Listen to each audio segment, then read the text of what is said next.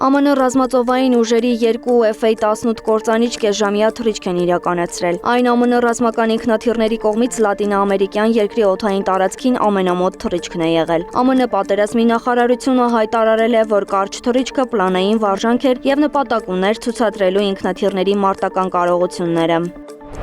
Թրամփը հայտարարել է, որ ստիպված կլինի զանգել և դադարեցնել Թայլանդի և Կամբոջայի միջև հակամարտությունը։ Նախօրեին Թայլանդը հայտարարել էր Կամբոջայի սահմանին նավատորմի ու ավիացիայի մասնակցությամբ ռազմական գործողություն սկսելու մասին։ Սանկտ Պետերբուրգի շուկաներից մեկի տարածքում խոշոր հրդեհ է բռնկվել։ Հրդեհի հետևանքով մահացել է 55-ամյա տղամարդ։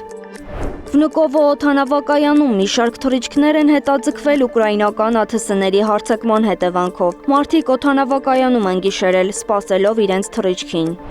Հռոմի պապ Լևոն 14-րդն ասել է, որ Եվրոպայի մասին ԱՄՆ նախագահ Դոնալդ Թրամփի վերջին հայտարարությունները փորձ են քանդելու Եվրոպա-ԱՄՆ դաշինքը։ Հռոմի պապը հավելել է, որ Եվրոպայի դերը Ուկրաինայում խաղաղության հասնելու գործում կարևոր է։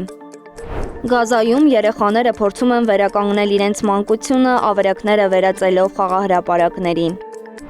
Ֆրանսիայի նախկին նախագահ Նիկոլա Սարկոզիի բանտային հուշագրությունը վաճառքի է հանվել։ Նախկին նախագահի բանտարկյալի օրագիրը գիրքը պատմում է ճաղերի հետևում անցկացրած 20 օրերի մասին։ 216 էջից բաղկացած բանտային հուշագրությունը, որը կազմում է մոտ 11 էջ, բանտարկության յուրաքանչյուր օրվա համար Լա Սանտայի բանտը նկարագրում է որպես աղմկոտ, դաժան և մոխրագույն աշխարհ՝ լի անմարդկային բռնությամբ։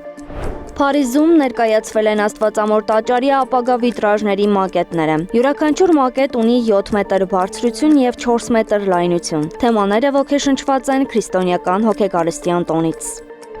Նոբելյան խաղաղության մրցանակը Մարիա Կորինա Մաչադոյի փոխարեն հանձնվել է նրա դստերը։ Անահիտ Սարգսյան, Անդրանիկ Մանսուրյան, ABC Media։